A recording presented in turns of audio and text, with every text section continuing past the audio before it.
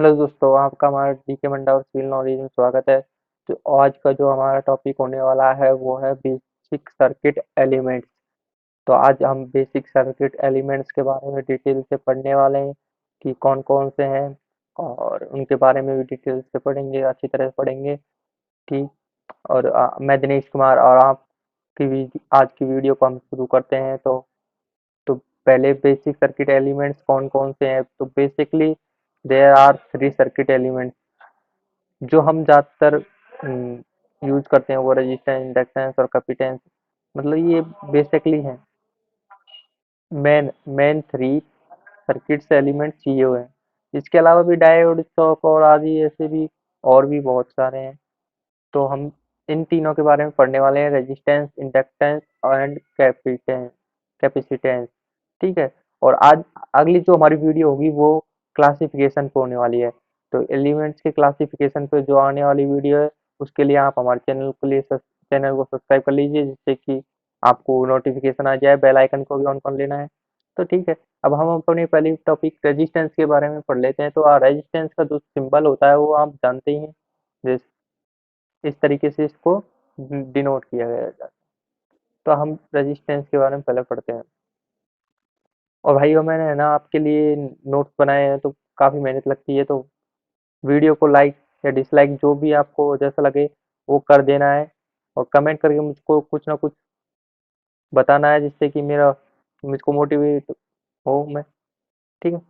The resistance is defined as the property of the circuit element by virtue of which is oppose the flow of current.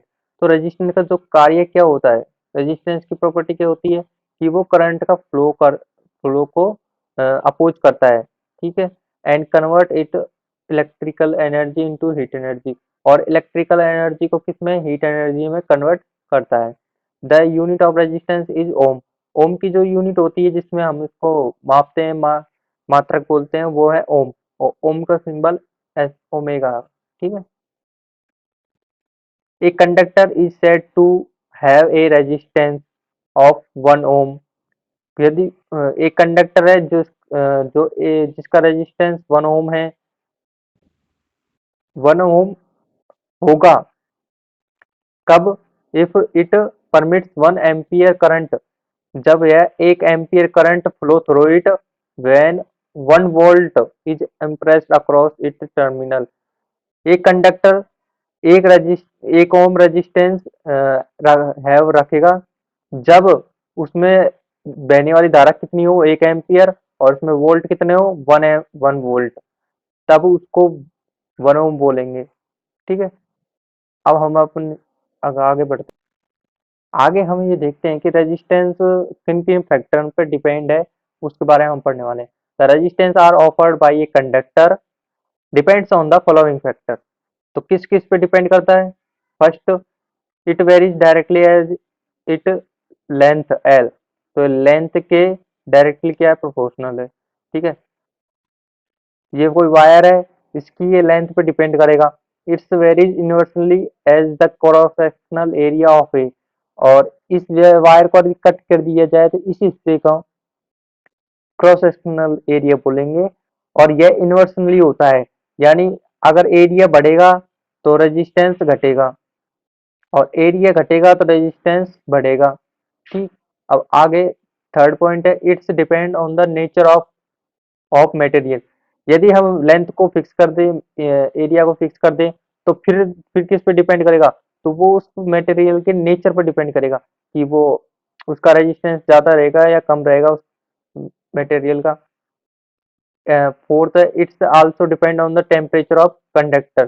तो temperature पर भी ये depend करेगा। तो चार चीज हुई, length, area, nature of material और temperature of conductor. So if temperature effect is neglected, यदि हम टेम्परेचर के इफेक्ट को नेग्लेक्ट कर दे, इसमें ऐड न करें, तब आर क्या होगा, are inversely proportional to 1/A। ठीक। तो आर रो 1/A। यहाँ पर rho is called the resistivity of the conductor which depends upon the nature of material. ये रेजिस्टिविटी या कॉन्डक्टर होती है जो कि नेचर ऑफ मटेरियल पर डिपेंड करती है। और मैंने यहाँ पर एल को भी शो नहीं किया, ठीक है।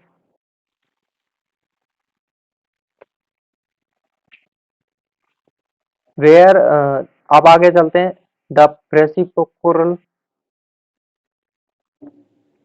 The reciprocal of resistance is called conductance G of the conductor. तो जी जो आर होता है, रेजिस्टेंस होता है, वो उसका प्रोपोर्शनल क्या होता है, जी, जिसको हम कंडक्टेंस ऑफ द कंडक्टर बोलेंगे। Reciprocal of resistance is called conductance of the conductor. इसका जो यूनिट होता है वो म्यो होता है, ठीक है। इसको उल्टे यो ओमेगा के दर्शाया जाता है साइन के द्वारा। म्यो इसका होता है और रेजिस्टेंस का क्या होता है, ओम, ठीक है। तो ये हो गया। अब हमारे सेकंड पॉइंट इंडक्टेंस की बात करते हैं। तो इसको जो हमारा सिंबल होता है वो होता है, देख सकते हैं आप अच्छी तरह से, ये कुंडली नुमा होता है, ठीक है। ये इसको एल एल एल से डिनोट करते हैं। The inductance is the property of a circuit element by virtue of which is oppose the change of current. इसका कार्य क्या होता है, oppose the change of current through it, and it is capable to store electric energy in the form of magnetic field. और इस यह electric energy को store करने में कैपेबल है, किसके फॉर्म में, मैग्नेटिक फील्ड के फॉर्म में। अब इसकी यूनिट क्या होगी, इसकी यूनिट होगी हेनरी। एस से इसको डिनोट करने वाले हेनरी को। The inductance parameter depends upon the geometry, physical dimension and property of the magnetic medium. Inductance parameter किस पर डिपेंड करते हैं, geometry, physical dimension and property of magnetic medium. अब इसका जो हम फॉर्मूला देने वाले हैं वो इस तरीके से है, L equal to N square mu A upon L. यहाँ पर एन क्या है, नंबर ऑफ टर्न्स, उसमें कितने टर्न्स हैं। एल क्या है, mean length of core. A cross sectional area, जैसा कि मैंने बताया था उसको कट करने पर उस वायर को, तो वो क्रॉस सेक्शनल होता है। Mu permeability of the material of core. और आपको ये बताऊं, इसमें जो इंडक्टेंस है इसमें कोई रेजिस्टेंस नहीं होता, मतलब इसका कोई प्रतिरोध नहीं होता है। एनर्जी स्टोर मैग्नेटिक फील्ड, और एनर्जी को स्टोर किसमें करता है, मैग्नेटिक फील्ड में स्टोर करता है। अब थर्ड पॉइंट है हमारा कैपेसिटेंस। तो कैपेसिटेंस इज, इसको हिंदी में बोलते हैं संधारित्र, संधारित्र बोलेंगे, ठीक है। तो आपने संधारित्र तो खूब अच्छी तरह देखा होगा, पंखों में लगा रहता है। तो ये इसका सिंबल कैसे होता है, ये दो प्लेट्स हैं, एक पे पॉजिटिव है, एक पे नेगेटिव टर्मिनल, ठीक है। इसका सिंबल कैसे होगा अगर किस सर्किट में, तो इस तरीके से। A capacitor consists of two conducting surfaces separate by a layer of a insulating medium called dielectric। ये दो प्लेट सरफेस हैं, प्लेट्स हैं, इनके बीच में इंसुलेटिंग मटेरियल भरा होता है जिसे हम डाइलेक्ट्रिक बोलते हैं। Capacitor react against the change in voltage by supplying current in the direction necessary to oppose the change। Capacitor का जो कार्य है वो वोल्टेज में चेंज होने के कारण जो करंट में चेंज आता है उसको अपोज करना है। When capacitor is faced with A increasing voltage it acts as a load and draw current as it absorb energy। जब यह वोल्टेज में इंक्रीज को देखता है तो यह अपने उसको करंट को क्या कर लेता है, अब्सॉर्ब कर लेता है। When capacitor is faced with decreasing voltage it acts as source and supply current as it release store energy। जब हम डिक्रीजिंग देखते हैं वोल्टेज में तो ये क्या करता है, उसे स्टोर एनर्जी को ही सप्लाई में सप्लाई कर देता है। सब जो, क्योंकि उसमें वोल्टेज कमी आ रही है तो उस जो एनर्जी है उसको वो सप्लाई कर देता है। The capacitance is the amount of charge required to create a unit potential difference between its plate. Capacitance is the amount of charge required to create a unit potential difference between its plates। तो ये सब का एक unit एक unit potential difference बनाए रखने के लिए ये कैपेसिटेंस यूज किया जाता है। जिससे कि ये चार्ज को स्टोर कर ले ज़्यादा होने पर और कम होने पर सप्लाई कर सके।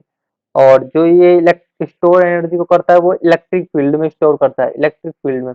और जो हमारा इंडक्टेंस था वो किस में कर रहा था, मैग्नेटिक फील्ड में कर रहा था। अब इसके फॉर्मूले की बात करें तो C equal to Q upon V. Q यहाँ पर क्या है, कूलाम, वी वोल्ट। तो कूलाम किसका मात्रक है, चार्ज का। Charge one plate upon potential difference between two plates. तो ये इसका फॉर्मूला है। इसकी जो यूनिट होने वाली है वो फेरड होने वाली है, farad F. The capacitance depends on the area distance between two plates and permeability of the medium between the plates. इसको हम इसी को हम इसे फॉर्मूले में शो करें तो epsilon A upon D farad. ये तो इस यूनिट में लिख रखा है, ठीक है। तो epsilon A upon D, epsilon permittivity of the medium, A area of plates, D distance between two plates. The capacitance is the property which delay any change of voltage across it oppose the change of voltage। तो capacitance का क्या रहेगा है, change of voltage oppose, oppose करना change किसमें, voltage में। तो C का जो हमने फॉर्मूला दिया epsilon A upon D, epsilon permittivity of the medium है, ए एरिया ऑफ प्लेट्स है, ए एरी प्लेट्स का एरिया कितना है वो यहाँ पर, D distance between two plates और उन दोनों प्लेट्स के बीच की डिस्टेंस डी है, ठीक है। तो आज की वीडियो आपको अच्छी लगी होगी और मैंने ये नोट्स आपको बहुत मेहनत से बनाए हैं। तो कृपया करके यदि आपको अच्छा लगे तो लाइक करिएगा, नहीं लगे तो डिसलाइक कर दीजिएगा। और फिर से मिलते हैं एक नए टॉपिक में। नया टॉपिक, अगला टॉपिक हमारा होगा classification of basic basic element, circuit element. तो वीडियो देखने के लिए हमारे चैनल को सब्सक्राइब कर लेना है। जब भी वीडियो आएगी तो आपको नोटिफिकेशन आ जाएगी। हेलो दोस्तों, अब मैं आपको इंट्रोड्यूस कराने वाला हूँ कॉइन स्विच क्वेयर ऐप से, जिसमें आप क्रिप्टो करेंसी में इन्वेस्ट कर सकते हैं। इसमें आप बिटकॉइन, डॉगकॉइन, इथेरियम जैसी कई क्रिप्टो करेंसीज में इन्वेस्टमेंट कर सकते हैं। और आप इन्वेस्टमेंट कम से कम 100 रुपये से शुरू कर सकते हैं। और यदि आप मेरे दिए हुए लिंक से डाउनलोड करते हैं तो आपको फ्री 50 रुपये का बिटकॉइन मिलने वाला है। तो नीचे दिए हुए लिंक से डाउनलोड कीजिए और पाइए 50 रुपये का फ्री बिटकॉइन। अभी जाइए और इन्वेस्टमेंट शुरू कर दीजिए।